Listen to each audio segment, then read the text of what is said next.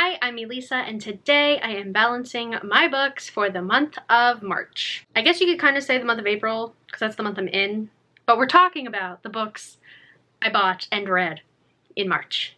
First up, a book I bought. This is The Unworthy by Augustina Bazterrica, who wrote Tender is the Flesh, which was one of my favorite books. I really enjoyed Tender is the Flesh.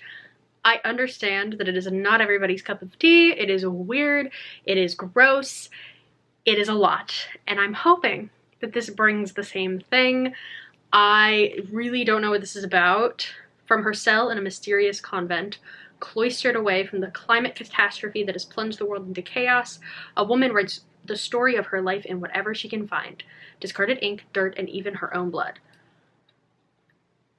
Yes. It is so short. I love short and weird, so I am really looking forward to getting into this. Hopefully soon. Hopefully, we'll see. But yes, I am very excited to own this. So that is plus one book bought. But then I read A Righteous Man by Tochi Onyebuchi, and I listened to this on audiobook. I'm trying to remember. Yes, this is the one about the missionary in Africa and how he kind of is losing his mind down there. It was just okay. I gave it a 2-star. It was not my favorite. I kind of felt like, not that it didn't have a point, but kind of just like, what am I supposed to get out of this? Like, I know there was a ton of symbolism present and a ton of meaning and historical context, but listening to it on audiobook, I kind of feel like I was missing out on a lot of that, so I did just give it a 2-star. It was by no means bad, it just wasn't my favorite. And then I bought Count My Lies by Sophie Stava. Yet again, can't remember. I'm here to help. I'm your friend. You can trust me. Sloane Caraway is a liar. I just remember when I was going through the book of the month last month, trying to find some books that are calling to me. None of them were like crazy calling. Well, one was really calling to me, and we'll get to that in a second. And then I tend to like book of the month thrillers. And I think I was just kind of in a mood the day I was picking out my box, and I was like, you know what? This is calling to me. This sounds interesting. I feel like a lot of thrillers lately have been about lies and liars, so we're going to give this one a try. It had decent reviews. Looking forward to it. And then I listened to Best of Luck by Jason Mott. I gave this one 3 stars. I liked this one. It was definitely weird.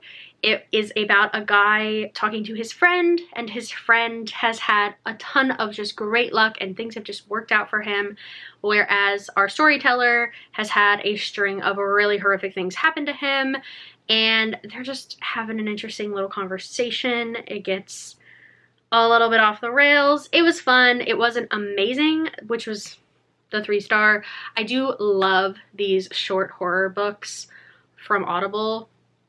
I don't have an Audible membership anymore, but from the ones that I was able to acquire while I did, I have been greatly enjoying them. And then every year, if you're a Book of the Month best friend, you get to pick a free book for the Lolly nominees, which is their like annual awards. This year, God of the Woods won, which I was so excited about because I loved God of the Woods. It was one of my favorites of last year.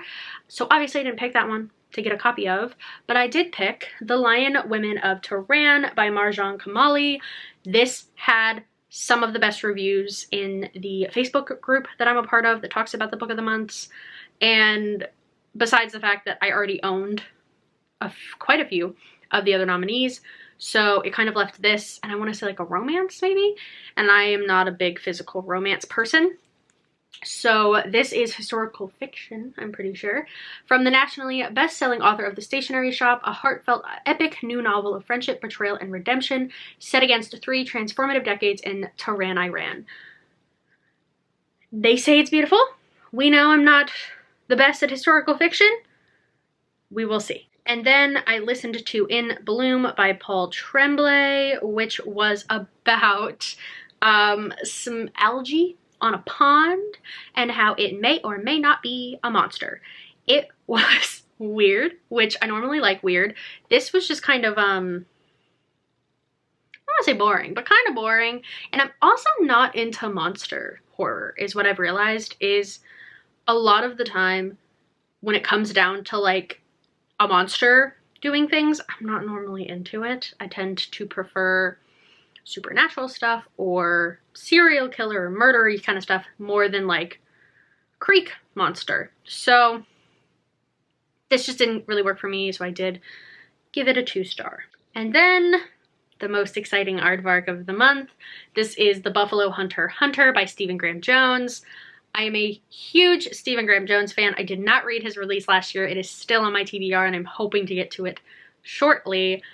I don't love to know much about Stephen Graham Jones books. So Buffalo Hunter Hunter, I can assume what this is about.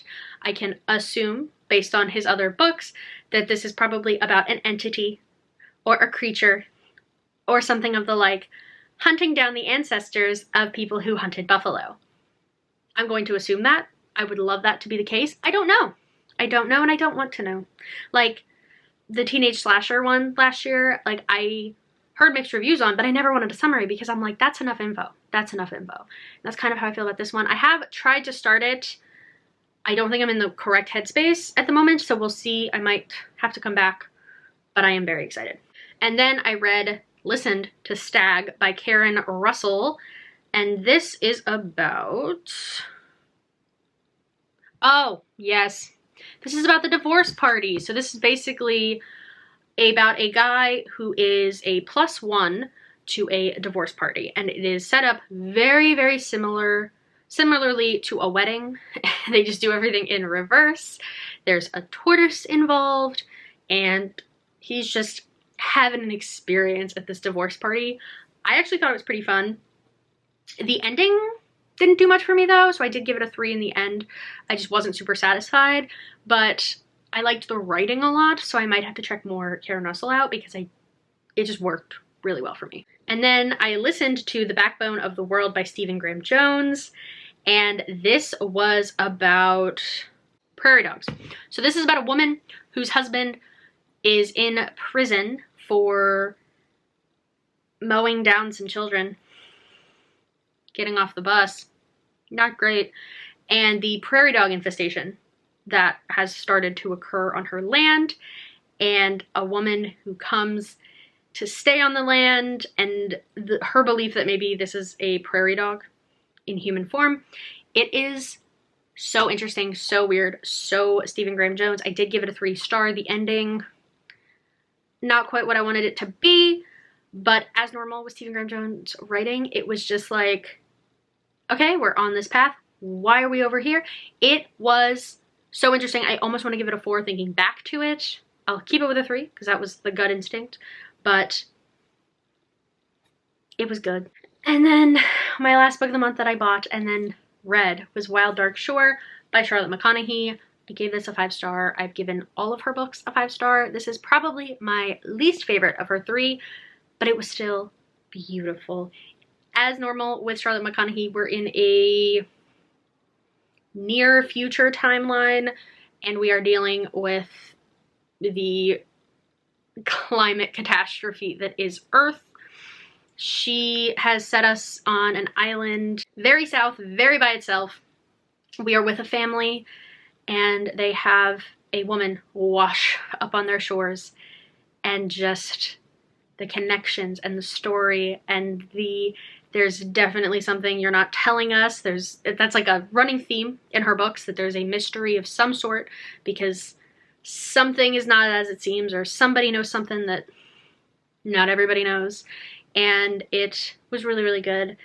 The ending, as usual in Charlotte McConaghy books, just absolutely killed me. Just ended me. So good.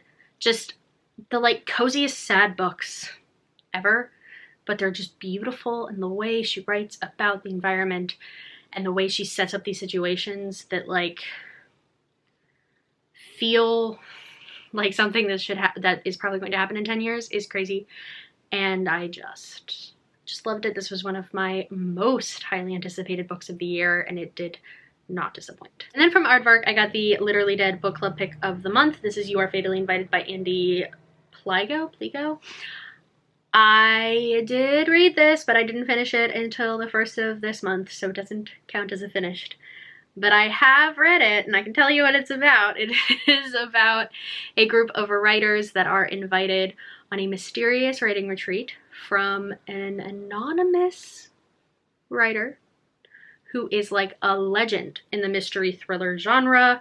No one knows who he is, and they are hoping that they will find out, but they are also hoping that they'll just get a lot of inspiration and write really good books.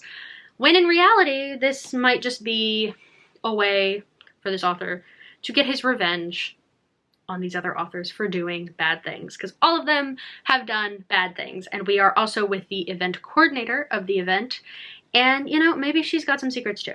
Maybe she's got a stake in this revenge game. This was super fun. It reminded me a lot of the Writer's Retreat that I read 2 years ago.